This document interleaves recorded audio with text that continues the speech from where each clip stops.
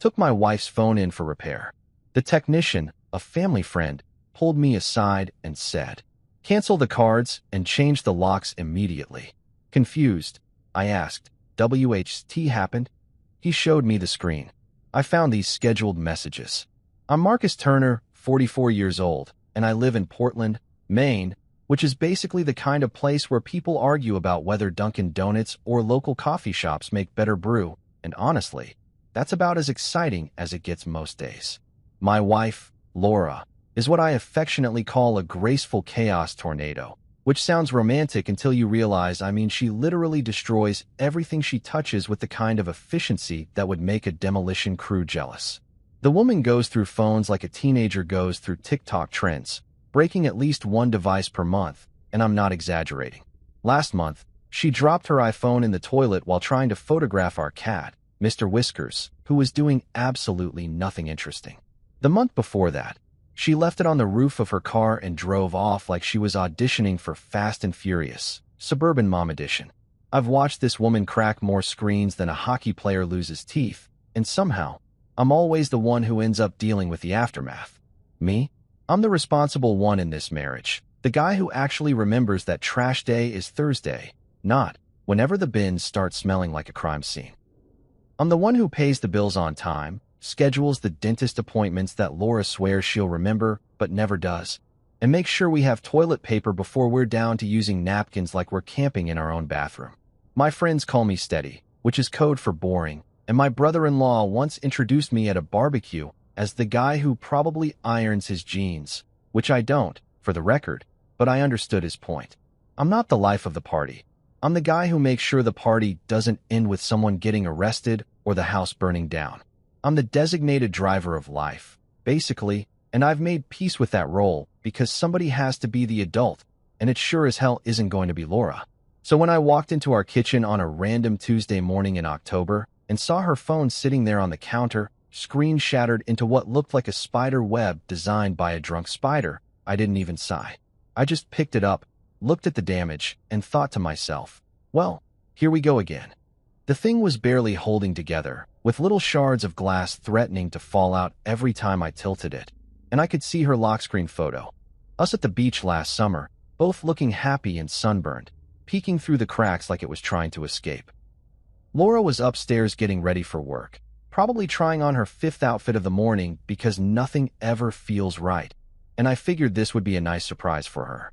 You know, the kind of gesture that gets you bonus points in the marriage scoreboard that every husband keeps mentally, even though we pretend we don't care about that stuff. I decided right then and there that I'd take it to Eddie's repair shop downtown and get it fixed while she was at work. Eddie's this local tech wizard who's been fixing our electronics for years, the kind of guy who can resurrect a dead laptop with nothing but a screwdriver and what I suspect might be actual witchcraft. He once fixed our toaster with duct tape and a paperclip, and the damn thing still works 3 years later, so I trust him with pretty much anything that has a power button. Plus, he's cheap, which matters when your wife treats phones like they're disposable cameras from the 90s. I texted Laura to let her know I was taking care of it, got a bunch of heart emojis in response because that's her love language apparently, and headed out the door feeling pretty good about myself. The drive to Eddie's shop took maybe 15 minutes through Portland's downtown area, past the coffee shops where people sit with their MacBooks pretending to write novels, past the boutique stores that sell $30 candles that smell like coastal mornings or whatever marketing nonsense they come up with, and past the harbor where tourists take pictures like they've never seen water before. I parked in front of Tech Haven, which is what Eddie calls his shop, even though it's basically a cluttered room that smells like circuit boards and energy drinks, and walked in to find him hunched over someone's computer like a surgeon performing open-heart surgery. He looked up, saw me with the phone, and just nodded because we've done this dance enough times that he knows the routine. "Laura again?" he asked, taking the phone from me and examining it with the kind of professional assessment that doctors probably use when looking at x-rays. "When is it not, Laura?" I replied, and he laughed that knowing laugh that married guys share when they talk about their wives' quirks. He told me it would take about 30 minutes, maybe an hour tops, and I should grab a coffee and come back. So I did exactly that, walking down to the Dunkin' on the corner because I'm a creature of habit and also because their coffee is consistent, which is all I really want from life at this point. I sat there scrolling through my phone, checking emails about work stuff that could definitely wait, looking at pictures of my kids even though I'd just seen them at breakfast, and generally killing time like every other middle-aged dude in America. I wasn't thinking about anything dramatic or life-changing. I was literally wondering if I should get an apple fritter or if that would count as breaking my half-hearted attempt at eating healthier that I'd started on Monday and would probably abandon by Friday. When my phone rang and Eddie's name popped up on the screen, I figured he was calling to tell me the phone was ready or maybe that he needed some specific information about Laura's account. I answered while taking a sip of coffee, casual as anything, ready to just pick up the phone and head home. But Eddie's voice came through the speakers sounding weird, like strained and quiet, and he said, "Marcus, you need to come back to the shop right now." Not in a "hey, it's ready" kind of way, but in a "something is very, very wrong" kind of way that made my stomach drop faster than Laura drops phones. I drove back to his shop, probably breaking a few traffic laws, my mind racing through possibilities. Did he find something illegal on her phone? Was there some kind of malware? Did she secretly have a gambling problem I didn't know about? When I got there, the shop door was locked, which was weird because it was the middle of the day, and I had to knock before Eddie opened it, looked both ways down the street like he was in a spy movie, and pulled me inside. Just a nice husband move, right? That's what I thought when I picked up that phone. Just being a good partner, fixing something broken, earning those marriage points. Yeah, that's exactly what I thought too. Right before my perfectly boring, predictable marriage went full Netflix thriller and I realized that sometimes the most dangerous thing you can do is be helpful. Eddie locked the door behind me with this weird urgency that you usually only see in movies when someone's about to reveal that aliens are real or the government is listening through your microwave. And I'm standing there in his cramped little shop thinking maybe the guy finally snapped from inhaling too many soldering fumes. I mean, Eddie's always been a bit eccentric. The kind of dude who wears the same Star Wars t-shirt 3 days in a row and thinks energy drinks count as a food group. But this was different. His face had gone completely pale, like he'd just watched someone kick a puppy, and his hands were actually shaking as he gestured for me to follow him to the back workbench where Laura's phone was sitting under one of those bright LED lamps he uses for delicate repair work. "Eddie, what's going on, man?"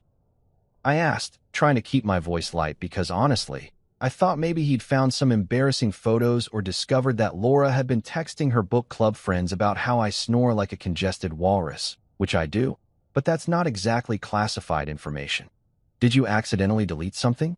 Because if it's her contacts, I can probably recover most of them from the cloud, and she won't even notice if we lose a few random numbers from people she met at yoga 3 years ago and never talked to again. He didn't laugh at my attempt at humor, which should have been my first clue that this wasn't about lost contacts or accidentally wiped photos.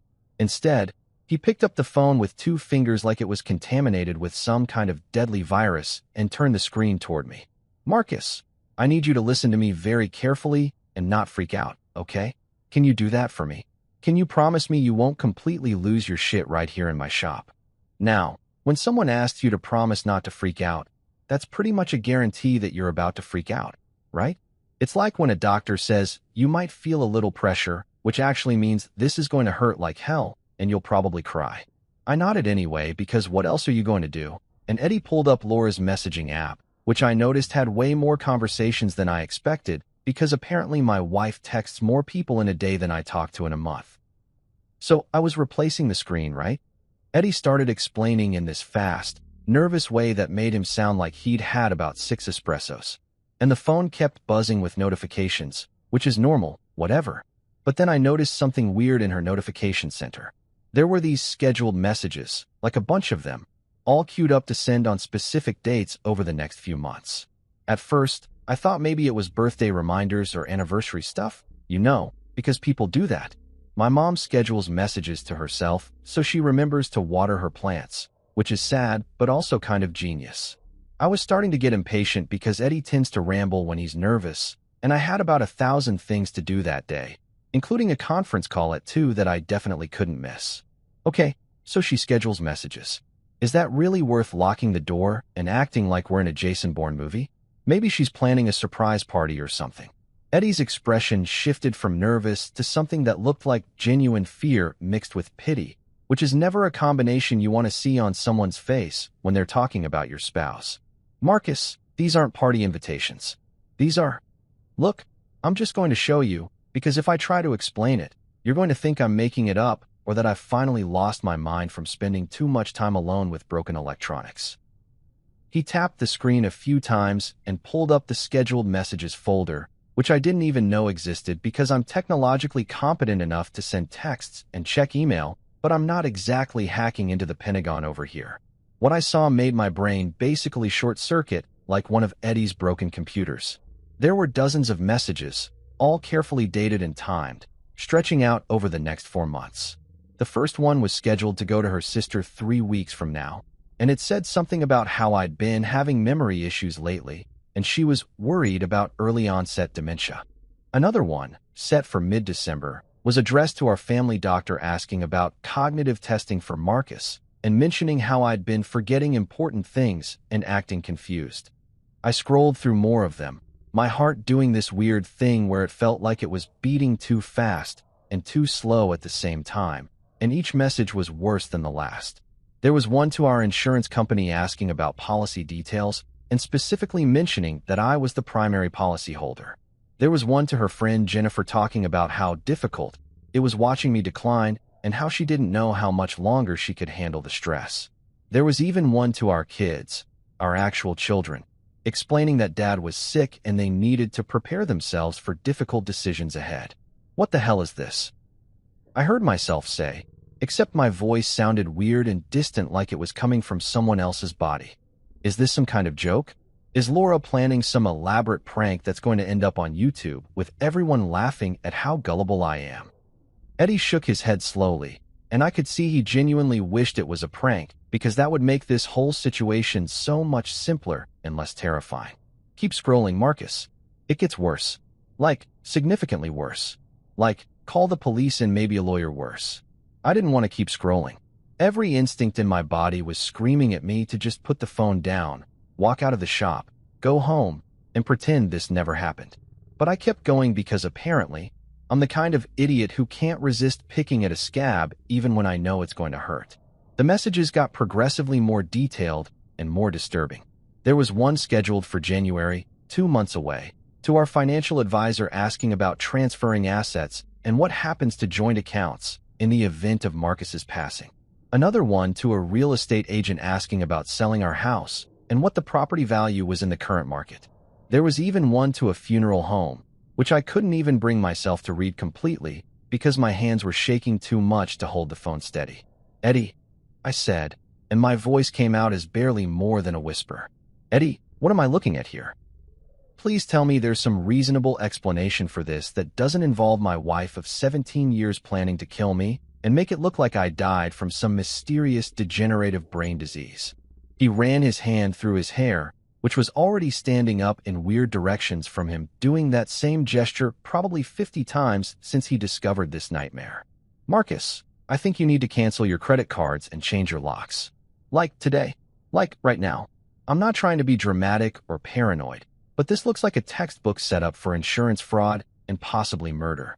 I watch a lot of true crime documentaries, and this is literally the playbook. First, you establish that the person is mentally declining so nobody questions weird behavior. Then you get access to finances and insurance. Then something tragic happens, and everyone just thinks it was a sad but inevitable outcome of the disease. I actually laughed at that point, which was probably not the appropriate response, but my brain couldn't process what it was seeing, so it just defaulted to hysterical laughter. Eddie, are you high? Did you eat some edibles before I got here? Because this is insane. Laura's not a murderer. She's a kindergarten teacher who cries during dog food commercials and once made me drive 20 minutes out of our way to avoid hitting a turtle crossing the road. She doesn't even kill spiders. She catches them in cups and releases them outside while talking to them about how they're just trying to live their lives. You're telling me that woman is planning to murder me for insurance money. But even as I said it, I could hear how desperate and unconvincing I sounded, like I was trying to convince myself more than Eddie. Because the evidence was right there on the screen, time-stamped and scheduled and meticulously planned. This wasn't some spontaneous decision or emotional outburst. This was calculated. This was organized. This was someone who had sat down, probably multiple times, and carefully crafted a narrative that would make my death look natural and expected. Eddie put his hand on my shoulder in that awkward way that guys do when they're trying to be supportive but don't really know how to express emotions properly. I'm sorry, man. I really am. I wish I was high, and I wish this was all some crazy misunderstanding. But you need to take this seriously. You need to figure out what you're going to do, and you need to do it fast, because I don't know when she's planning to actually, make her move. I stood there in that cramped repair shop, staring at my wife's cracked phone screen, and realized that I'd just stumbled into the most dangerous situation of my entire boring, predictable life, all because I decided to be a nice husband and get her phone fixed.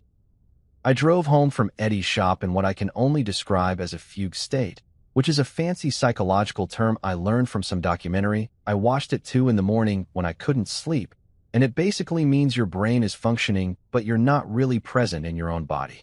I don't remember hitting a single stoplight or turning onto our street or even parking in the driveway, but suddenly I was sitting in my car staring at our house.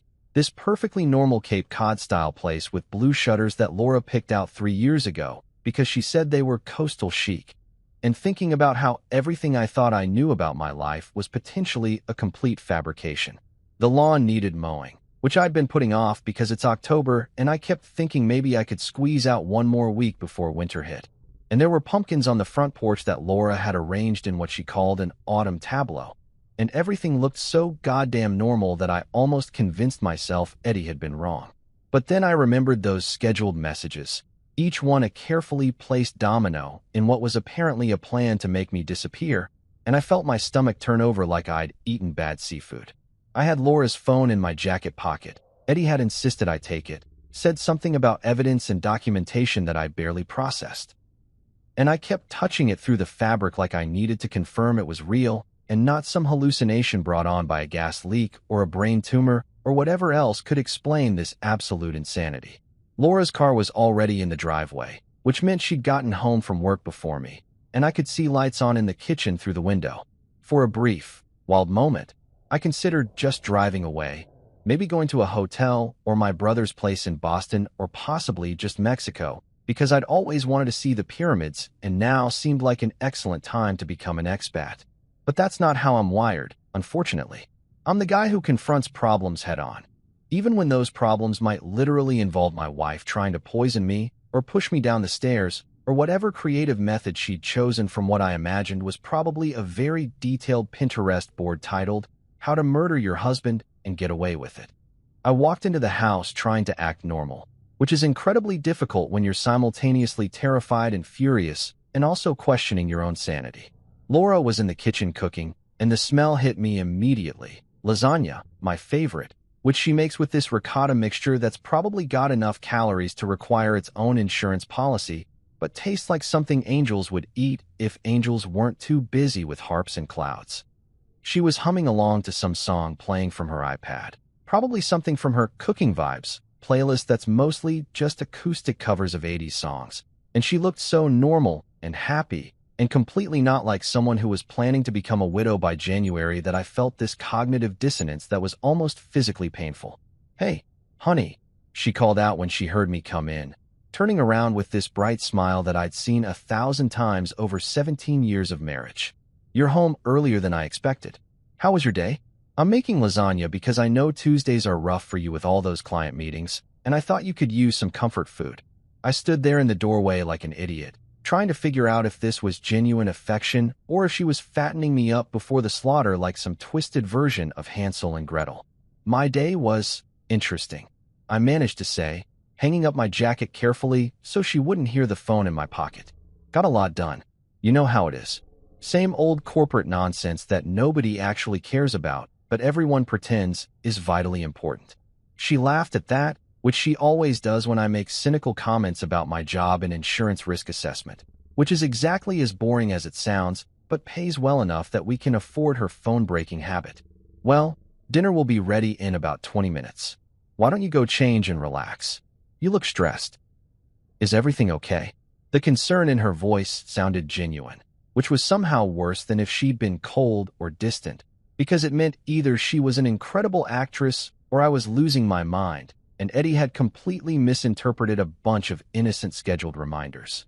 Except there was nothing innocent about a message to a funeral home, and I knew that, but my brain was still desperately trying to find an escape hatch from this nightmare.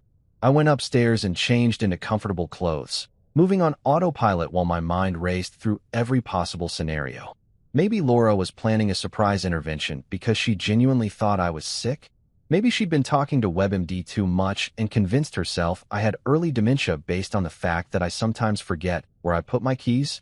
Except that didn't explain the insurance inquiries or the real estate agent or the funeral home, and I knew I was grasping at straws that didn't exist. When I came back downstairs, the table was set with our nice plates, the ones we usually only use for company or holidays, and there were candles lit because apparently this was going to be a romantic Last Supper situation. Laura had opened a bottle of red wine, some Cabernet that we'd been saving from our anniversary last year, and she poured me a glass with a smile that made my paranoia spike to levels that probably required medication. I sat down across from her, and she served the lasagna with this flourish like she was on the Food Network, and it looked perfect, golden and bubbly, and exactly like it always did when she made it. She was talking about her day, something about one of her kindergarten students eating glue and another one announcing that his parents were getting divorced during show and tell. And normally, I would have been engaged and asking questions and making jokes about how 5-year-olds have no filter. But instead, I was analyzing every word she said, looking for hidden meanings or threats or some indication that this was all part of her master plan. "You've been so forgetful lately," she said casually, taking a sip of her wine, and my entire body went rigid because that was exactly the narrative she was building in those scheduled messages. "Remember last week when you couldn't find your wallet and it was in the fridge? And you forgot about our dinner with the Hendersons even though I reminded you 3 times.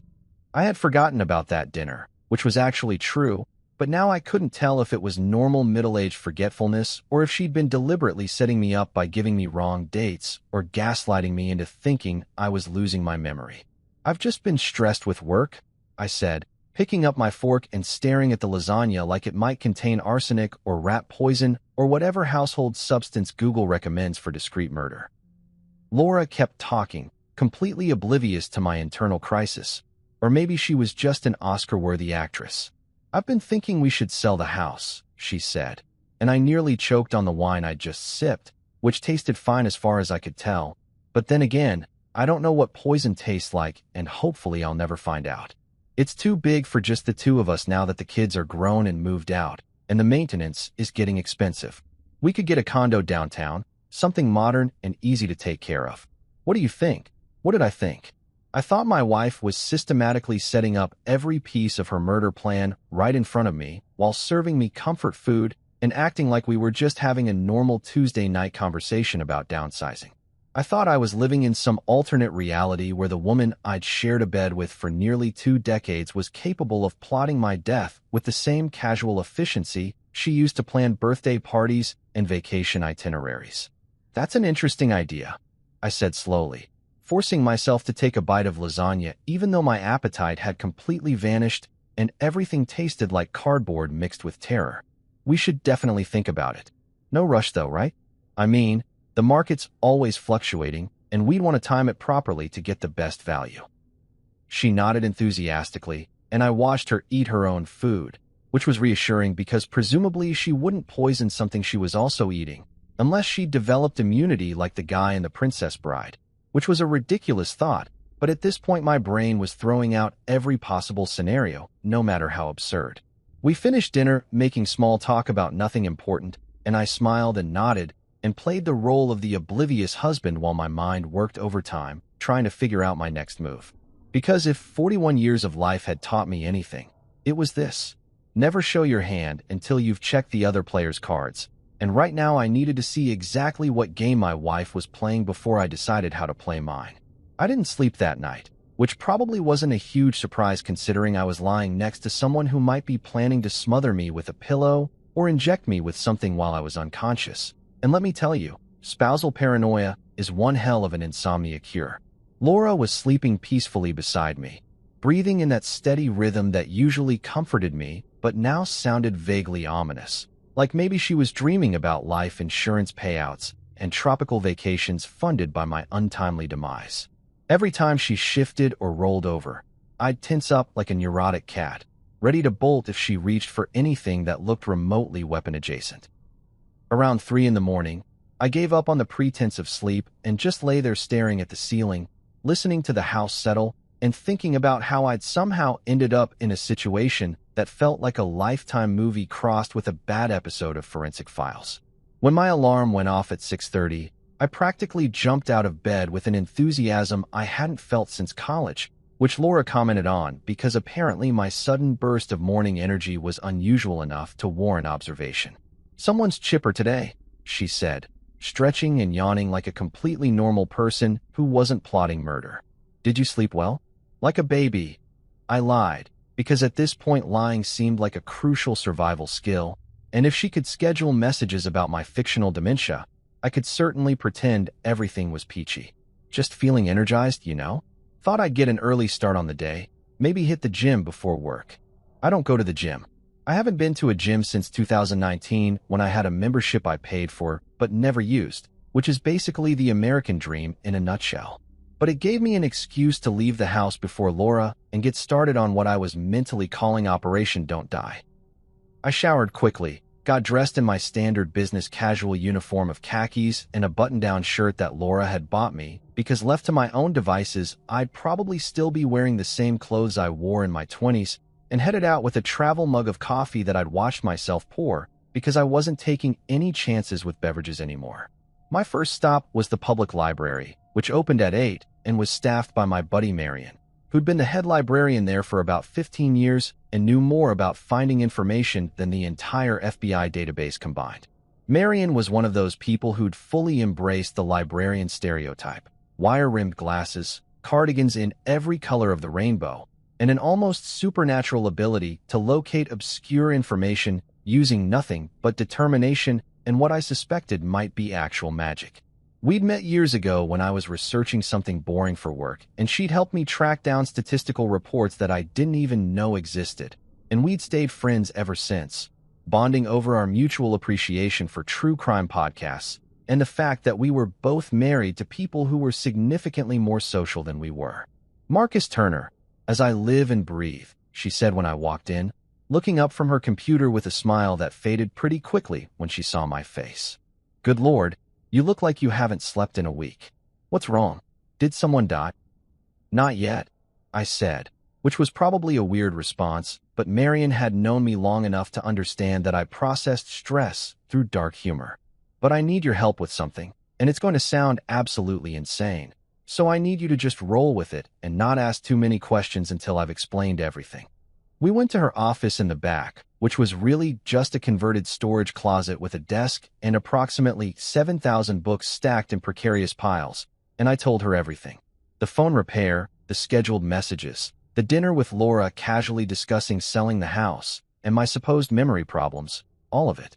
Marion listened without interrupting, which is a rare and valuable quality in a person, and when I finished, she just sat there for a moment processing before saying, "Okay, so your wife is either planning to kill you, or she's organizing the world's most elaborate and tasteless prank. Either way, we need to figure out what's actually going on before you do something rash like confront her or, I don't know, fake your own death and move to Guatemala." Guatemala wasn't on my list, but I'll add it, I said, and she rolled her eyes but pulled up her computer with the kind of determined expression that librarians get when they're about to research the hell out of something. "Let me see the phone," she said, and I handed over Laura's device, which I'd been carrying around like it was the Hope Diamond or some other priceless artifact that needed constant supervision. Marion started scrolling through the messages, her expression getting progressively more concerned, and then she started digging into Laura's email, using some password recovery trick that I didn't quite follow, but seemed slightly illegal and definitely outside the scope of normal librarian duties. What we found over the next 2 hours made my stomach sink lower than it had already been, which I didn't think was possible. Laura's email was a goldmine of information that I absolutely did not want to discover. There were dozens of messages to someone named Elle Harding, who was apparently her business consultant, which was weird because Laura didn't have a business. She was a kindergarten teacher who occasionally sold crafts on Etsy, not exactly someone who needed professional consulting services. The emails were vague but troubling, lots of mentions about the plan and timeline, and securing assets that sounded less like legitimate business talk and more like dialogue from a heist movie. Marion, bless her detective-loving heart, started running background checks on this Harding person using library databases and public records that she had access to through various professional subscriptions. What came up was disturbing enough that I actually felt my hands go cold despite the stuffy warmth of Marion's office. Harding, full name Lydia Harding, had quite the colorful history.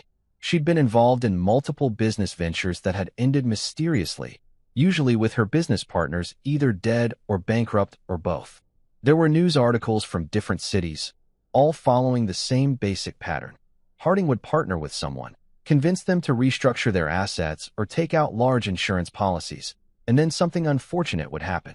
A car accident here, a sudden illness there, one particularly suspicious house fire in Cleveland that had made regional news. Holy shit, Marion whispered, staring at her screen like she'd just uncovered evidence of a serial killer, which honestly might not have been far from the truth.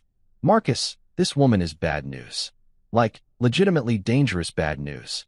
She's never been formally charged with anything because apparently she's smart enough to cover her tracks, but the pattern is pretty damn clear.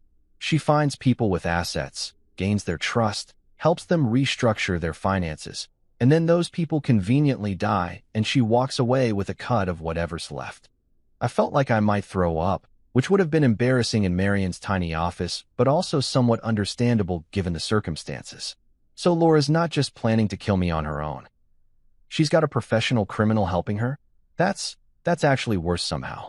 Like, I could almost understand a crime of passion or a spontaneous bad decision, but this is premeditated murder with a consultant. That's like MBA-level evil. Marion printed out everything she could find. Emails, news articles, public records showing Harding's various business registrations, and the mysterious deaths of her associates. The pile of evidence looked like something you'd see in a detective's office in a TV show, and I half expected someone to walk in with a cork board and red string to start mapping out connections. We found bank records showing that Laura had been transferring money to an account linked to Harding, small amounts at first, but gradually increasing over the past 6 months. We found searches in Laura's browser history about life insurance policies, cognitive decline symptoms, and this one really got me. How long does it take to settle an estate in Maine? She's been planning this for months, I said, staring at the evidence spread across Marion's desk. This isn't some impulsive decision. She's been systematically setting everything up, probably since around the time she met this Harding woman. How did I not notice? How did I not see that something was wrong? Marion put her hand on my shoulder in that comforting way that people do when they're trying to make you feel better but don't actually know what to say. Because you trusted her, Marcus. Because you're a normal person who doesn't assume your spouse is capable of murder. That's not a character flaw. That's called being a decent human being who operates under the assumption that most people aren't homicidal maniacs. We spent another hour documenting everything, making copies, scanning documents, and basically building a case file that would make a prosecutor weep with joy. Marion suggested I take everything to the police immediately, but I hesitated because I knew how this would look. A paranoid husband accusing his wife based on some scheduled messages and circumstantial connections to a woman with a sketchy past. I needed more. I needed something concrete and undeniable, something that would prove beyond any doubt that Laura and this Harding woman were actively planning my murder and not just having weird hypothetical conversations about estate planning. I need to meet this Harding woman, I said finally, and Marion looked at me like I'd just announced I was going to juggle chainsaws while riding a unicycle. I know it sounds crazy, but if I can get her talking, maybe record a conversation or get her to admit something, then we'd have real evidence. Right now, all we have is suspicious patterns and concerning messages. I need proof. Marion argued with me for about 20 minutes, pointing out very reasonably that confronting a potential murderer was generally considered a bad idea and possibly suicidal. But I was determined. Because survival isn't just about hiding from danger. It's about facing it head-on with evidence, documentation, and hopefully a really good recording device. I left the library with a folder full of evidence that felt like it weighed about 1,000 pounds, even though it was probably just 20 or 30 pages of printed documents and screenshots. And I spent the rest of the morning at a coffee shop planning my next move like I was some kind of amateur detective instead of an insurance risk assessor whose biggest professional thrill usually involved calculating premium adjustments. My phone buzzed around 11 with a text from Laura that made my blood pressure spike so fast I probably could have powered a small generator. Dr. Patterson wants to see you today at 2 p.m. He has an opening and thinks we should do that cognitive assessment we talked about. I already confirmed you'd be there. Love you. We hadn't talked about any cognitive assessment. I mean, she'd mentioned my supposed forgetfulness at dinner, but we definitely hadn't had a conversation about scheduling doctor's appointments, which was classic Laura behavior, except now it felt sinister instead of just her usual tendency to make decisions and inform me about them afterward. Dr. Patterson was our family physician, a guy I'd been seeing for routine checkups for the past decade. And he seemed like a perfectly normal doctor who occasionally made dad jokes and had a framed picture of himself holding a fish on his office wall. The idea that he might be involved in this scheme seemed ridiculous, but then again, everything about this situation seemed ridiculous, so I wasn't ruling anything out. I texted back a simple, "Okay, see you there," because what else was I going to say? No thanks. I'm pretty sure this is part of a plot to establish that I'm mentally incompetent so you can murder me with plausible deniability. That seemed like it might tip my hand a bit too early. Instead, I called Marion and told her what was happening, and she immediately went into research mode, which is apparently what librarians do when their friends are potentially being set up for medical fraud and murder. "I'm looking up Dr. Patterson right now," she said, and I could hear her typing furiously in the background. "Let me see if there's anything sketchy in his history, any malpractice suits or complaints or connections to your wife or this Harding woman. Give me 20 minutes. 20 minutes later, she called back, sounding frustrated. "He's clean as far as I can tell. Good reviews. No complaints. Board certified. All the usual credentials that suggest he's a legitimate doctor and not some quack who's helping wives murder their husbands. But that doesn't mean Laura hasn't gotten to him somehow.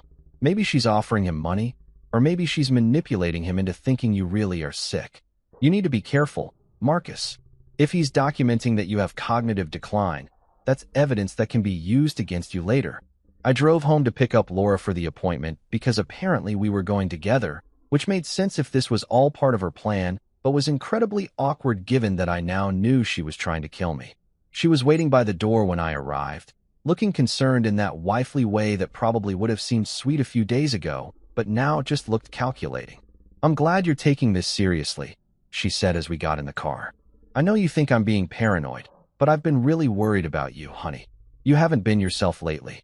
I wanted to scream that of course I hadn't been myself because I discovered my wife was plotting my murder, but instead I just nodded and said something non-committal about how I'd been stressed with work, which was actually true even though work stress was currently the least of my problems. We drove to Dr. Patterson's office in silence, Laura occasionally glancing at me with what looked like genuine concern, but might have been her mentally calculating how much longer she had to maintain this charade. The waiting room was standard medical office decor, outdated magazines, uncomfortable chairs, a receptionist who looked like she'd rather be literally anywhere else, and that weird smell that all doctors' offices have that's part antiseptic and part despair. We checked in, and within 10 minutes, a nurse called my name and led us back to an examination room where Dr. Patterson was waiting with a clipboard and a smile that seemed a little too practiced. "Marcus, Laura, good to see you both," he said, shaking my hand with that firm grip that doctors learn in medical school to project confidence and competence. "Laura called me earlier this week expressing some concerns about your memory and cognitive function, and I thought it would be good to do a thorough assessment just to establish a baseline and make sure everything's okay." Earlier this week, so she'd been setting this up before the phone incident, which meant I'd just stumbled onto her plan by accident when I decided to be a helpful husband. The irony was almost funny, except it really wasn't. I sat down in the examination chair while Dr. Patterson pulled out what looked like a standardized cognitive assessment form, and Laura sat in the corner looking supportive and worried like she'd rehearsed this performance in a mirror. "I'm going to ask you a series of questions, Marcus," Dr. Patterson said, clicking his pen in that annoying way that some people do. "Simple stuff, nothing to worry about." "What's today's date?" "November 3rd, 2025. I answered immediately, because unlike whatever narrative Laura had been spinning, my brain worked just fine and I wasn't about to fail some basic memory test. He nodded and made a note, and we continued through the assessment, counting backward from 100 by sevens, remembering a list of words he gave me, drawing a clock showing a specific time, all the standard tests they use to check for dementia or cognitive impairment. I aced every single one, answering quickly and accurately, and I could see Dr. Patterson's expression shift from professional neutrality to something that looked like confusion. Meanwhile, Laura was sitting in the corner, and I noticed her smile getting tighter with each correct answer I gave, like she was watching her carefully constructed plan unravel in real time. Well, Marcus, I have to say your cognitive function appears to be completely normal, Dr. Patterson said, flipping through his notes with a frown. Actually, you scored higher than average on several of these assessments. Your memory is sharp, your reasoning is sound, and I'm not seeing any indicators of decline or impairment. I watched Laura's face carefully, and for just a second, I saw something flicker there, annoyance maybe, or frustration, before she covered it with concerned confusion. But doctor, what about all the things I told you about? The forgetfulness, the confusion, the incidents at home. Dr. Patterson looked between us, and I could see him doing the mental calculation that doctors do when they realize something doesn't add up. Mrs. Turner, based on this assessment and my examination, I'm not finding any evidence to support those concerns. In fact, Marcus seems perfectly healthy from a cognitive standpoint.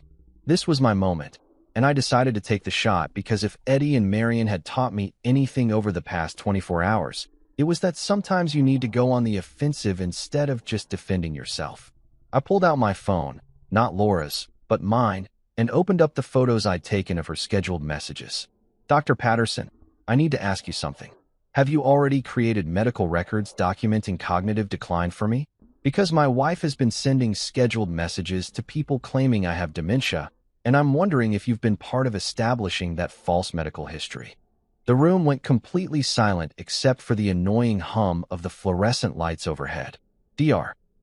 Patterson's face went pale, then red, then pale again, cycling through colors like a malfunctioning traffic light. Laura stood up, so fast her chair scraped against the floor with that awful sound that makes your teeth hurt. Marcus, what are you talking about? Why would you say something like that? I'm saying it because I found your phone, Laura. I know about the messages. I know about L. Harding. I know about the whole plan. I turned back to Dr. Patterson, who looked like he wanted to melt into the floor and disappear. So I'll ask again, doctor. Have you been creating false medical records?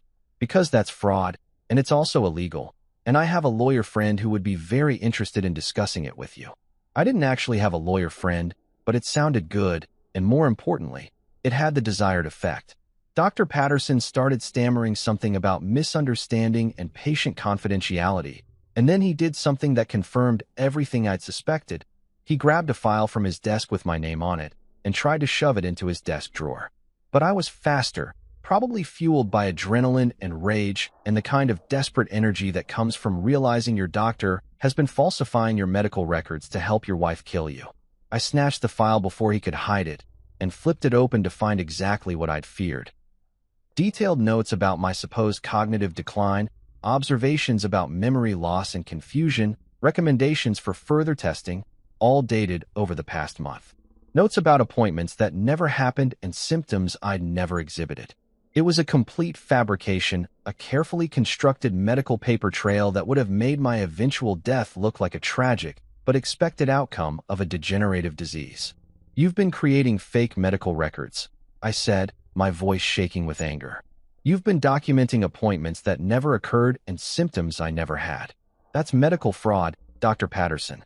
That's the kind of thing that gets you sued and loses you your license and possibly puts you in jail. The doctor looked like he might cry, which was pathetic but also kind of satisfying. She said you were in denial about your condition. She said you'd refused to come in for testing and she needed documentation to help get you into treatment. I was trying to help. Help? I laughed, and it came out harsh and bitter. You were helping her set me up to be murdered, you idiot. Did she pay you? Or did she just convince you that you were doing a good deed by falsifying medical records for a patient who was perfectly healthy? Laura had been quiet during this exchange, but now she stepped forward with her hands up in what I guess was supposed to be a calming gesture.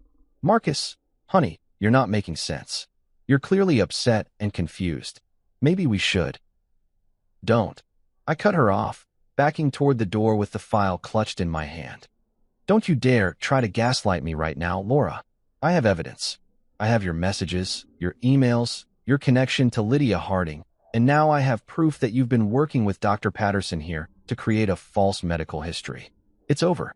I walked out of that office with the file, leaving behind a panicking doctor and a wife whose carefully constructed murder plot had just exploded in her face like a cartoon bomb. And for the first time in days, I felt like maybe I wasn't completely helpless in this nightmare scenario.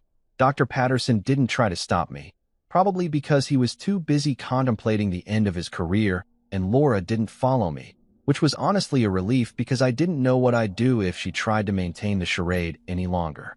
As I drove away, I called Marion. I need you to add medical fraud to our evidence pile, I said, because apparently my wife bribed my doctor, and I just stole my own fabricated medical records. This day just keeps getting better and better. After the disaster at Dr. Patterson's office, I spent about an hour driving around Portland with no particular destination in mind, just processing the fact that my family doctor had been actively participating in what was essentially a conspiracy to make my murder look like a natural death, which seemed like the kind of thing that should require more than just a bribe or some sob story from my wife. I ended up parking at the waterfront, staring at the boats bobbing in the harbor, and eating a sad sandwich from a convenience store while I figured out my next move. The file from Patterson's office was sitting on my passenger seat like a ticking time bomb, full of fake medical assessments and fraudulent documentation that would have destroyed my credibility if Laura had managed to actually go through with her plan. The whole thing made me feel violated in a way I couldn't quite articulate, like someone had stolen my identity, but instead of racking up credit card debt, they were just trying to make me look insane before killing me. Marion called around to check on me, probably worried I'd done something stupid like confronted Laura directly or driven my car into the ocean, both of which had briefly crossed my mind as viable options. I'm fine, I told her, which was a lie, but the kind of lie you tell when you're not actually fine but don't want people to worry. I need to find Lydia Harding. If Laura's the one pulling the trigger, Harding's the one who loaded the gun and pointed it in my direction. I need to understand what I'm actually dealing with here. Marion had already anticipated this request because she's psychic or just knows me too well, and she'd spent the afternoon tracking down Harding's current location using library databases, social media, and what I suspected was probably some mildly illegal hacking. Turns out the woman wasn't even trying to hide. She had a downtown condo in one of those new luxury buildings that look like they're made entirely of glass and the crushed dreams of people who can't afford to live there.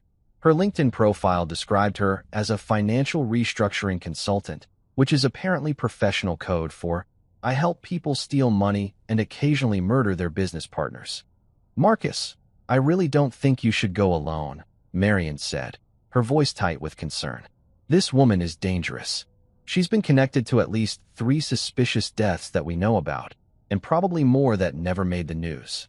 What are you going to do? Just knock on her door and ask her to confess to conspiracy to commit murder? That's exactly what I'm going to do, I said, because apparently discovering that your wife wants you dead does something to your sense of self-preservation. But I'm going to record the conversation, and I'm going to be smart about it. I just need her to talk, to give me something concrete that proves she and Laura are actively planning this. Right now, I have suspicious messages and a sketchy background, but I need actual evidence of intent. I stopped at an electronics store on my way to Harding's building and bought one of those digital voice recorders that people use for lectures or meetings, the kind that's small enough to fit in your shirt pocket and supposedly has excellent audio quality. The teenager working the register looked at me like I was either a spy or just incredibly boring, and I didn't bother explaining that I was actually just a middle-aged guy trying not to get murdered by his wife and her criminal consultant. I also bought a cheap button-down shirt with a front pocket specifically designed to hide the recorder because apparently I was committing fully to this amateur detective routine. Harding's building had that kind of modern lobby that's all marble and chrome and uncomfortable designer furniture that looks expensive but feels like sitting on geometric shapes, with a doorman who seemed like he took his job way too seriously for someone whose primary responsibility was opening doors and judging people. I told him I was there to see Lydia Harding for a business consultation, which was technically true even if the business in question was my attempted murder, and he called up to her unit with the kind of professional courtesy that suggested she paid her HOA fees on time and probably tipped well during the holidays. MS. Harding says you can go up, he informed me, gesturing toward the elevator like he was directing traffic at a funeral. 23rd floor, Unit 2304. The elevator ride gave me just enough time to question every decision that had led me to this moment and to triple-check that the recorder in my pocket was actually working, which it was, capturing every awkward breath and probably the sound of my heart trying to escape through my ribcage. When the doors opened on the 23rd floor, I stepped out into a hallway that smelled like expensive carpet and other people's money, and I found Unit 2304 at the end with a brass number plate that probably cost more than my monthly car payment. Lydia Harding answered the door before I could even knock, which was unsettling in that specific way that makes you wonder if people have been watching you through the peephole. She was probably in her late 40s, dressed in one of those effortlessly elegant outfits that women wear when they want to look casual, but have actually spent 45 minutes choosing the perfect combination of expensive athleisure wear. Her dark hair was pulled back in a sleek ponytail, and she had the kind of smile that probably worked really well on people who didn't know she was potentially a serial killer.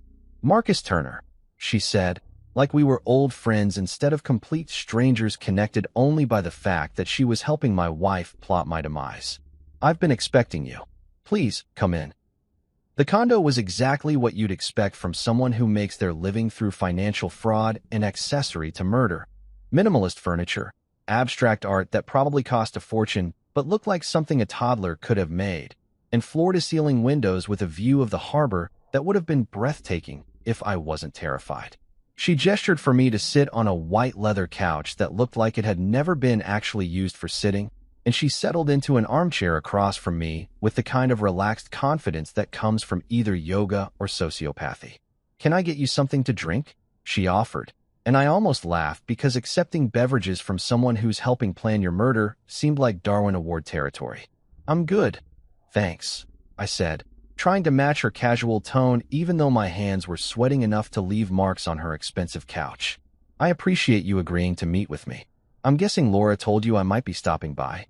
Harding's smile widened slightly, and she crossed her legs in that deliberate way that people do when they're comfortable holding all the power in a conversation. "Laura's been keeping me updated on the situation, yes. She mentioned you found her phone and that you've been asking questions. I have to admire your resourcefulness, Marcus. Most men in your position would have just confronted their wives directly and ended up looking paranoid and unstable. But you've been smart about it. Gathering evidence, doing research, building a case. It's almost admirable." The recorder in my pocket was capturing every word, and I silently thanked whatever electronics gods existed that the audio quality was good. "So you admit you've been working with Laura? Helping her plan? What exactly?" She laughed, which was somehow worse than if she'd been cold and threatening. "Oh, Marcus, let's not play games. You know exactly what we've been planning. You found the messages, you talked to Dr. Patterson, you've clearly done your homework. The question isn't what we're planning. The question is what you're going to do about it." I forced myself to stay calm, to keep her talking, because every word she said was evidence that could potentially save my life. "I'm curious about something. Why do you do this? What do you get out of helping people murder their spouses? Is it just the money, or is there something else?" Harding leaned forward slightly, and her expression shifted from amused to something more serious, almost businesslike. "It's not about the money, although that's certainly a nice bonus. It's about helping people solve problems that they can't solve on their own. Your wife, for instance, she's been unhappy for years, trapped in a marriage that doesn't fulfill her, tied to a life she never really wanted. But divorce is messy and expensive, and in her case, it wouldn't give her the financial freedom she needs to start over. So I provide a solution that's cleaner and more profitable for everyone involved. Everyone except me," I pointed out, which seemed like an important distinction. She shrugged with the kind of casual indifference that made my skin crawl. "You're collateral damage, Marcus. Nothing personal. You've been a good husband by all accounts. Reliable, responsible, boring. But boring doesn't pay for the lifestyle Laura wants, and it certainly doesn't spark passion or excitement. She's ready to move on, and I'm helping facilitate that transition. By killing me and stealing my life insurance, I said flatly. By helping her access resources that are technically half hers anyway. Harding corrected, like we were discussing a business merger instead of murder. The insurance is just a bonus, really. The real money is in your company's shares and the house and the various accounts you've accumulated over the years. Laura's put in 17 years of her life with you. She deserves compensation for that investment. I felt anger rising in my chest, hot and sharp, but I forced it down because losing my temper wouldn't help me here. And what about after? What happens to Laura once I'm dead and she's collected everything? Harding's smile returned, and this time it had an edge to it that made me understand exactly how dangerous this woman was. That depends entirely on how cooperative she continues to be. Ideally, we maintain our business relationship and I help her manage her newfound wealth. But if she becomes difficult or threatening or decides she doesn't need my services anymore. She trailed off meaningfully, and I understood what she wasn't saying. You kill her too, I said. That's what happened to your other partners, isn't it? You help them murder their spouses, take your cut, and then eliminate them once they're no longer useful. She didn't deny it, which was somehow more chilling than if she'd gotten angry or defensive. I prefer to think of it as tying up loose ends. People get sloppy after they've committed murder. They start talking, getting guilty, making mistakes. It's cleaner if there's only one person who knows the full story. And that person is you. Exactly. She stood up and walked to the window, looking out at the harbor with her back to me. Here's what I'm willing to offer you, Marcus, because I like you and I think you're smarter than Laura gives you credit for. You can work with me instead of against me. We eliminate Laura, tragic accident, maybe a home invasion gone wrong, and we split everything 50-50. You get to live, you get your money, and you never have to worry about someone trying to kill you again. I sat there stunned, trying to process the fact that this woman had just casually offered to help me murder my wife in exchange for half of everything we owned. You want me to betray Laura and help you kill her? I want you to survive, Harding corrected, turning back to face me. And I'm offering you the best possible outcome for this situation. Otherwise, I'm afraid we'll have to proceed with the original plan, and that doesn't end well for you. I stood up slowly, making sure the recorder was still safely hidden in my pocket. I'll think about it, I said, which was the same thing I'd probably said a million times in business meetings when I meant absolutely not, but didn't want to burn bridges. Don't think too long, Harding said as she walked me to the door. Time is a luxury you don't really have anymore, Marcus.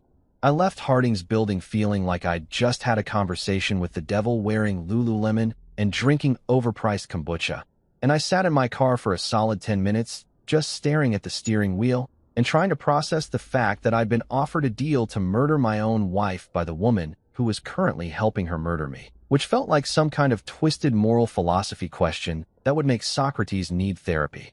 The recording device in my pocket felt like it was burning a hole through my shirt, even though it was just plastic and circuitry, but it represented something important. Actual evidence of conspiracy, intent, and premeditated murder that even the most skeptical cop would have to take seriously. I drove to the waterfront pier because apparently that had become my go-to spot for existential crises and life-altering decisions, and I sat on a bench watching seagulls fight over discarded French fries while I tried to figure out what the hell I was supposed to do next. My phone buzzed with a text from Laura asking where I was and when I'd be home for dinner, which felt surreal given that she was actively planning my death and I'd just been offered the opportunity to return the favor. I texted back something vague about running errands and needing time to think, which was the understatement of the century, but seemed safer than, I'm sitting on a pier contemplating whether to go to the police or just disappear to Mexico and start a new life as someone who sells handmade hammocks to tourists. My phone rang, and I saw my son Evan's name pop up on the screen, which immediately made my stomach drop because I hadn't talked to him since this whole nightmare started, and I suddenly wondered what Laura had been telling our kids. Evan was 26, living in Boston with his girlfriend, working some tech job that I didn't fully understand, but that seemed to involve a lot of video conferences and craft beer. He was a good kid. Well, good adult now. And the thought that Laura might be poisoning him against me made me angrier than almost anything else in this situation. Hey, Dad, he said when I answered. and his voice had that careful tone that people use when they're about to deliver bad news or ask uncomfortable questions. "How are you doing? Mom called me yesterday and said some stuff that got me worried." Of course she did. Because why just plan your husband's murder when you can also systematically turn his children against him by suggesting he's losing his mind? "What did she say exactly?" I asked, trying to keep my voice neutral even though I wanted to scream. There was a pause, and I could practically hear Evan choosing his words carefully. "She said you've been having memory problems, that you've been forgetting things and getting confused, and that she's worried you might have early dementia or something. She wanted me to be prepared for the possibility that you might need care soon, and she asked if I'd noticed anything weird when we talked last month." I closed my eyes and took a deep breath, counting to 10 like my therapist had taught me back when my biggest problem was work stress and not my wife's elaborate murder plot. "Evan, I need you to listen to me very carefully, and I need you to trust me. I don't have dementia. I don't have memory problems. My brain works perfectly fine, and I can prove it if necessary. What I do have is a wife who's been working with a criminal consultant to make it look like I'm mentally incompetent so that when I die mysteriously, everyone will think it was a tragic but expected outcome of a degenerative disease." The silence on the other end of the line lasted so long that I thought maybe the call had dropped, but then Evan said, "Dad, that's insane. Are you hearing yourself right now? That sounds exactly like something someone with paranoid delusions would say." "I know how it sounds," I said, and I could hear the desperation creeping into my voice. "I know it sounds completely crazy, and that's exactly why Laura's plan was so brilliant. But I have evidence, Evan. I have recorded conversations, scheduled messages, fake medical records, connections to a woman who's been involved in multiple suspicious deaths. I'm not making this up, and I'm not losing my mind. Your mother is trying to kill me, and she's been setting up an elaborate cover story to make sure she gets away with it." Another long pause, and then, "Can you prove it? Like, actually prove it with real evidence that isn't just you connecting dots that might not be connected?" I thought about the folder full of documents sitting in my car, the recording I'd just made with Harding, the fake medical file from Dr. Patterson, and all the research Marion had compiled.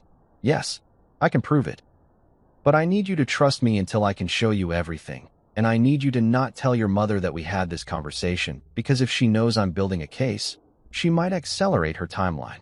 Evan sighed heavily, and I imagined him running his hand through his hair the way he always did when he was stressed, a habit he'd inherited from me. "Okay, I trust you, Dad, even though this is the weirdest conversation we've ever had, and I'm genuinely concerned about everyone's mental health right now. What do you need me to do?" "Nothing yet," I told him. "Just be ready in case I need you to verify that I'm not actually losing my mind. And maybe don't eat anything your mother cooks for you in the near future, just to be safe." He laughed nervously at that, which was probably the only appropriate response to your father suggesting your mother might poison you. We talked for a few more minutes, mostly me reassuring him that I was taking this seriously and handling it responsibly. And by the time we hung up, I felt slightly better knowing that at least one of my kids might believe me when this whole thing eventually blew up. I called Marion next because she'd become my unofficial co-conspirator in this disaster, and she answered on the first ring like she'd been waiting by her phone. "Tell me you didn't do anything stupid with Harding," she said immediately. "Define stupid," I replied, and I heard her groan. I got her on tape admitting to everything. The plan to kill me, her history of eliminating her business partners, and she even offered to help me murder Laura instead, which was a twist I genuinely didn't see coming. Marion let out a noise that was half laugh and half horrified shriek. "She offered to help you kill your wife? Marcus, this woman is completely unhinged. We need to go to the police right now, tonight, with everything we have. This has gone way past the point where you can handle it yourself." She was right, obviously, but I hesitated because I knew how this would play out. I'd go to the police with my story about my wife trying to kill me. They'd interview Laura, who would cry and talk about how worried she's been about my mental health. And even with the evidence I had, there was a chance they'd see me as a paranoid husband having a breakdown rather than a victim of an elaborate murder plot. "I need to make sure we have everything documented properly," I said. "I need to organize all the evidence so it's clear and undeniable. And then we go to the police together with a complete case that they can't ignore or dismiss." Marion agreed reluctantly, and we spent the next 3 hours at her house organizing everything into a coherent narrative that would make sense to someone who wasn't already living this nightmare. We created a timeline starting from when Laura first met Harding 6 months ago, tracking her suspicious financial transactions, the gradual setup of the fake medical narrative, the scheduled messages that were designed to establish my cognitive decline, and culminating in the recorded conversation with Harding admitting to conspiracy to commit murder. We printed out emails, bank statements, news articles about Harding's previous victims, and Dr. Patterson's fraudulent medical records. By the time we finished, we had a 3-inch thick binder that looked like something a federal prosecutor would use in a RICO case. "This is solid," Marion said, flipping through the organized evidence with an expression that mixed pride with horror. "This is really, genuinely solid evidence of conspiracy to commit murder and fraud. The police can't ignore this, Marcus. They'll have to take it seriously." My phone buzzed with another text from Laura, this one more insistent. "Marcus, where are you? I'm getting worried. Please come home. We need to talk." The "we need to talk" part sent chills down my spine because that phrase has never meant anything good in the history of marriage. And given current circumstances, it probably meant she was ready to move forward with whatever method of murder she'd settled on. "I can't go home," I said, showing Marion the text. If she's texting me about needing to talk, that means something's changed. Maybe Harding told her about my visit, or maybe she figured out that I stole the medical records from Patterson. Either way, going home right now feels like walking into a trap.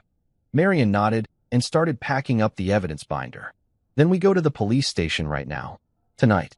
We present everything. We file a formal complaint, and we let them handle it from here. You can stay at my place tonight if you need to, and we'll figure out protective custody or restraining orders or whatever legal mechanisms exist to keep your wife from actually killing you." I was about to agree when my phone rang with an unknown number, which I almost didn't answer because unknown numbers at 8 p.m. usually mean spam calls about extended car warranties. But something made me pick up, and I heard Harding's smooth, confident voice on the other end. "Marcus, I hope you've had time to think about my offer. I wanted to let you know that Laura's getting impatient with the timeline, and she's planning to move forward tonight. I thought you deserved a heads up, given our conversation earlier." My blood went cold. "What do you mean, tonight?" "I mean your wife has decided she's tired of waiting and wants to accelerate the plan. I advised against it, told her it was sloppy and rushed, but she's emotional and impulsive, which is why she needs someone like me in the first place. If you're smart, you won't go home tonight. Or if you do, maybe you'll finally accept my offer and we can solve both our problems." She hung up before I could respond, leaving me staring at my phone like it might explode. "We're going to the police right now," Marion said firmly, grabbing her keys and the evidence binder. "No more waiting, no more organizing. Right now, Marcus." But even as we headed out the door, I couldn't shake the feeling that we were already running out of time. The police station was exactly what you'd expect from a municipal building in Portland, Maine, fluorescent lights that made everyone look slightly dead, institutional beige walls that probably hadn't been painted since the Reagan administration, and that distinctive smell of burned coffee mixed with the collective stress of everyone who'd ever filed a report there. Marion and I sat in uncomfortable plastic chairs for what felt like hours, but was probably only 45 minutes while various officers walked past us looking busy and important, and I clutched our evidence binder like it was a life preserver, and I was drowning in a sea of bureaucratic indifference. Eventually, a detective named Sarah Chun came out to meet us, looking tired but alert in that way cops develop after years of dealing with humanity's worst impulses at all hours of the day and night. "Mr. Turner, I understand you want to file a report about a conspiracy to commit murder?" She said it neutrally, professionally, but I could see the skepticism in her eyes because I probably looked exactly like every other paranoid spouse who'd come through those doors claiming their partner was trying to kill them based on circumstantial evidence and relationship problems. We followed her to an interview room that was somehow even more depressing than the waiting area, and I spent the next hour walking her through everything.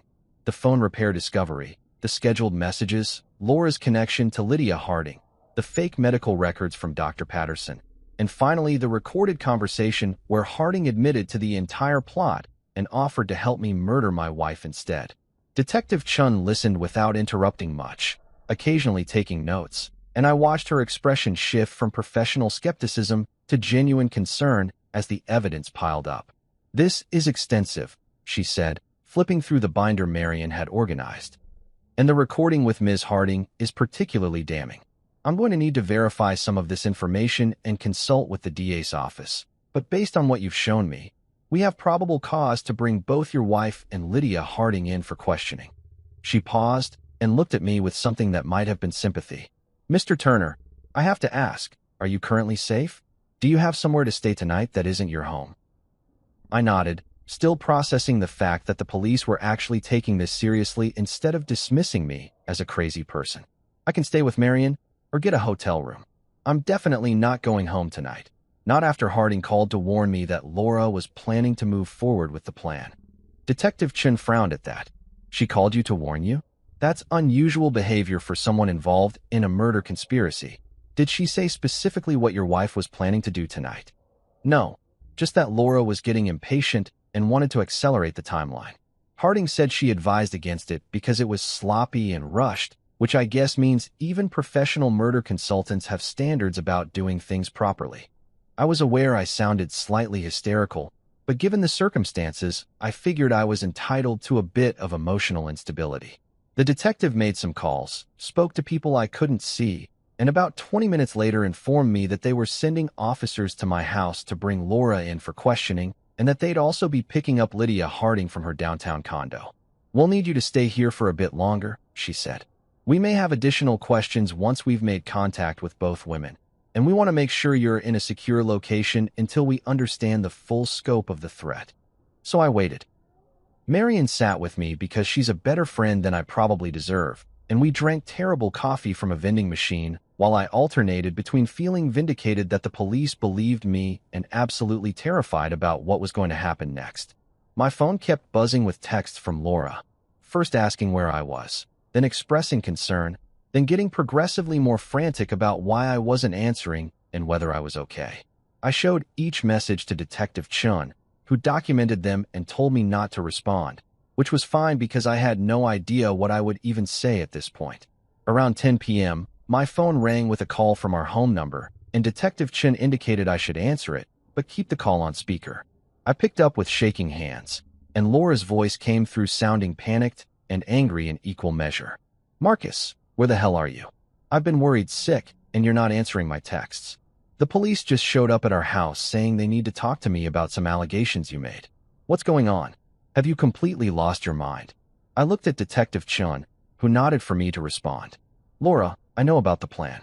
I know about Lydia Harding. I know about the fake medical records. I know about all of it.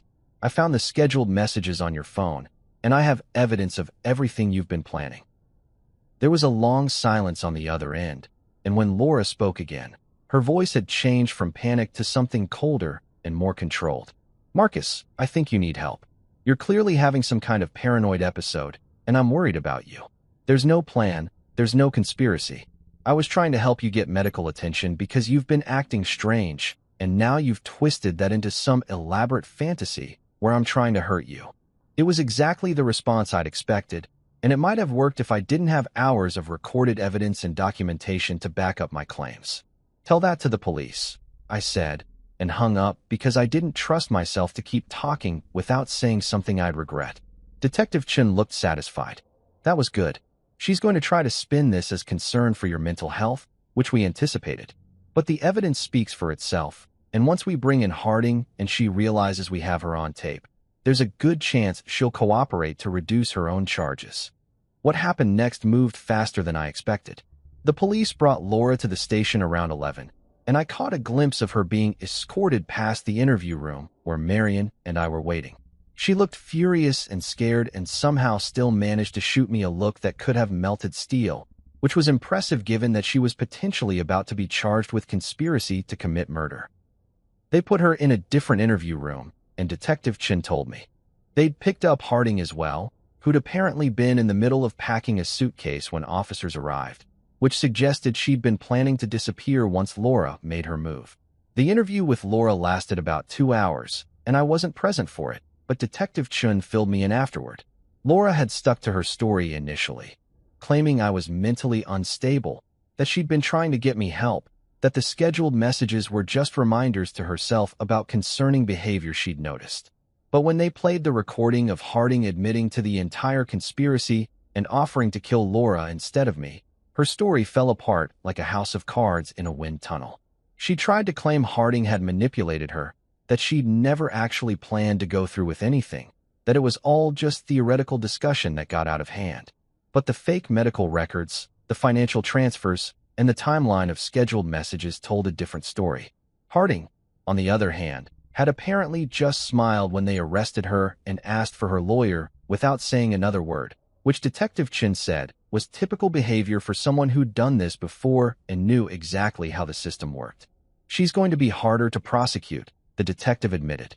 She's careful about maintaining plausible deniability in most communications, and she'll claim she was just providing financial consulting services.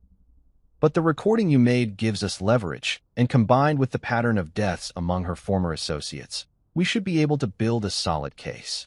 It was almost 2 in the morning when Detective Chin finally told me I could leave, with the understanding that I'd need to come back for additional interviews and eventually testify, if this went to trial. They'd arrested both Laura and Harding, charging them initially with conspiracy to commit murder and fraud, with the possibility of additional charges pending further investigation.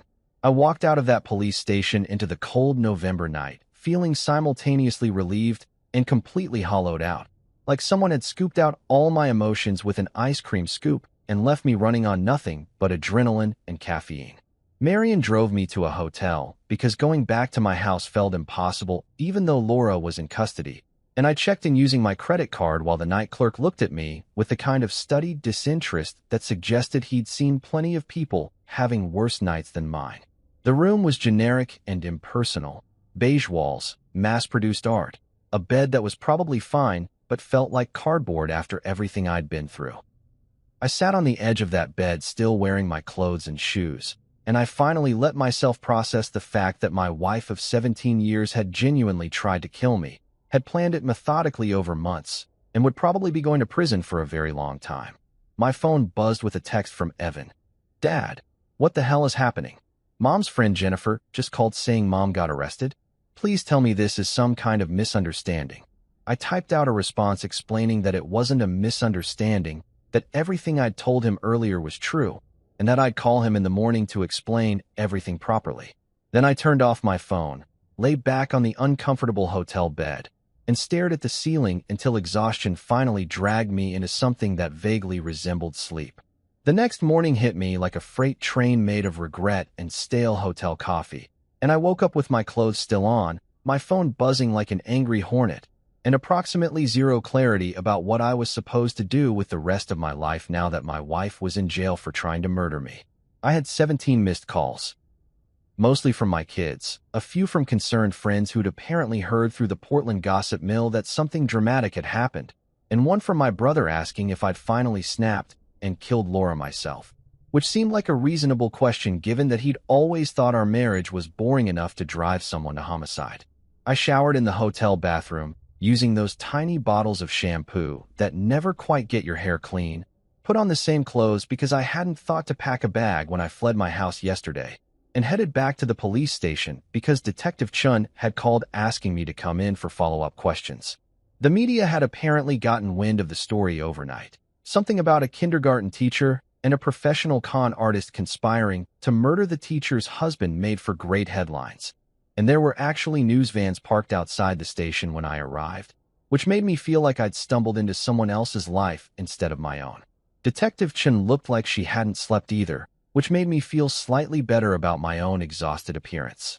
"Your wife wants to make a deal," she told me without preamble, gesturing for me to sit down in the same depressing interview room from last night. Her lawyer contacted the DA this morning offering to testify against Harding in exchange for reduced charges. She's claiming Harding manipulated her, preyed on her vulnerabilities, and convinced her that you were already dying from dementia, so killing you would be a mercy. I actually laughed at that, which probably wasn't the appropriate response, but my brain had apparently given up on normal emotional reactions. A mercy killing? I'm 44 and perfectly healthy. How is that possibly going to fly as a defense? It's not, Detective Chin said flatly. But her lawyer's job is to get her the best deal possible, and right now that means throwing Harding under the bus and hoping the DA feels generous. Harding, meanwhile, is sticking to her story that she was just a financial consultant who had theoretical conversations with your wife but never actually conspired to commit any crimes. Her lawyer's arguing that the recording you made was obtained under false pretenses and might not be admissible. The thought that either of them might get away with this made my blood pressure spike to levels that probably required medical intervention. Months later, I'm sitting in my new downtown condo, one of those modern places with exposed brick and industrial lighting that I never would have chosen when Laura was around, because she always preferred the coastal charm aesthetic that basically meant everything had to look like it came from a nautical-themed Pinterest board. The trial ended 3 weeks ago, and let me tell you, watching your wife of 17 years get sentenced to 20 years in prison for conspiracy to commit murder is the kind of experience that makes you reconsider every life choice you've ever made, including that regrettable haircut in 2008 and the time you bought a timeshare in Florida. Laura got 20 years after her plea deal fell apart, when prosecutors proved she'd been the primary driver of the murder plot, not some vulnerable victim manipulated by the evil Lydia Harding. Turns out all those emails and text messages showed Laura as enthusiastic and detail-oriented about planning my death as she'd been about organizing our daughter's wedding 2 years ago, which was both impressive and absolutely terrifying. Harding got 25 years for attempted murder, conspiracy, fraud, and about 17 other charges that the DA threw at her once they started digging into her history. They found evidence connecting her to 5 other suspicious deaths, though they could only prosecute her for 2 because apparently murder has statute of limitations issues if you're clever enough about covering your tracks. Dr. Patterson lost his medical license and got 3 years for medical fraud, which seemed light considering he'd been creating fake records to help facilitate murder. But apparently the justice system has different standards for white-collar crimes committed by people who look respectable and own boat shoes. He testified against both Laura and Harding in exchange for the reduced sentence, spending 6 hours on the stand looking like he wanted to melt into the floor while explaining how Laura had convinced him I was in denial about my cognitive decline and just needed documentation to help get me into treatment. The jury didn't buy it, which restored some of my faith in humanity's collective bullshit detector. I'm dating now, which feels weird to even say out loud because I spent 17 years being married and had kind of assumed that was my permanent status until death, preferably natural death at a very old age, not murder orchestrated by my spouse. Her name is Grace. She's a journalist who covers true crime stories for a regional magazine. And yes, the irony of dating someone who writes about murder after nearly being murdered myself is not lost on either of us. We met when she interviewed me for an article about the case, and I should have known I was in trouble when she showed up with actual research about insurance fraud patterns and asked intelligent questions instead of just trying to get me to cry on camera for emotional impact. You know what the weirdest part is? I told Grace over dinner last week at this Italian place that makes carbonara so good it should probably be illegal. I don't even hate Laura. I'm angry, obviously, and I'll never forgive her, and I'm perfectly happy never speaking to her again for the rest of my natural life. But mostly I just feel sad that she thought killing me was easier than just asking for a divorce like a normal person who's unhappy in their marriage. Grace had laughed at that, which is one of the reasons I like her. She appreciates dark humor and doesn't try to make me process my trauma through earnest heart-to-heart conversations that make me want to fake my own death just to escape the emotional vulnerability. Maybe she really wanted that insurance money, Grace suggested. Or maybe she'd watched too many Dateline episodes and thought she could get away with it because everyone else on that show seems shockingly incompetent at murder. Sometimes Laura writes me from prison, long letters about how sorry she is, how Harding manipulated her, how she never actually would have gone through with it. I never reply. I don't open them anymore, actually. They go straight into a box in my closet because my therapist says I might want them someday for closure, which sounds like psychological bullshit, but I'm paying her $200 an hour, so I figure I should at least pretend to take her advice seriously. My kids have adjusted better than I expected, though Sophie still sees a therapist twice a week to process having a mother in prison for attempted murder, and Evan refuses to visit Laura even though she keeps requesting family visits. She tried to kill you, Dad, he said when I suggested maybe he should at least talk to her. I don't really feel like having coffee, and catching up with someone who scheduled your funeral before you were actually dead. I've started cooking, which is hilarious because Laura always handled that, and I'd basically existed on takeout and cereal during my bachelor years. Turns out I'm not terrible at it. I make a decent stir-fry and my scrambled eggs are apparently competent, according to Grace, which I'm choosing to take as a compliment. I watch baseball without anyone complaining about how boring it is. I leave dishes in the sink overnight sometimes just because I can. I bought a ridiculous leather recliner that Laura would have hated, and I sit in it every evening reading books about literally anything except murder, marriage, or insurance fraud. I'm living, basically. Actually living instead of just existing in this comfortable routine that I'd mistaken for happiness because I didn't know any better. And yeah, sometimes I wake up at 3 in the morning thinking about how close I came to dying. How if I hadn't decided to fix Laura's phone that random Tuesday, I'd probably be dead right now, and everyone would think it was tragic early onset dementia. But mostly I just feel grateful that I'm here, that I'm breathing, that I get to make my own terrible life choices instead of having them permanently ended by someone else's worst choices. Because survival isn't just about escaping death. It's about learning to laugh about it later, to turn your trauma into dinner party stories and therapy sessions, and maybe eventually a book deal if Grace's journalist friends are right about publishers loving this kind of content. It's about waking up every morning in your overpriced downtown condo and thinking, well, I'm still alive, which means I won today. And trust me, when life hands you betrayal and a murder plot and a wife who turned out to be significantly more dangerous than you ever imagined, the best thing you can do is survive it, document it, and turn it into material. It's cheaper than therapy, more satisfying than revenge, and way better for YouTube if you ever decide to start a channel about surviving attempted murder. I'm Marcus Turner. I'm 44 years old. I live in Portland, Maine, and I'm the guy who almost got murdered by his kindergarten teacher wife and her professional criminal consultant. And somehow, against all odds and common sense, I'm doing pretty damn okay.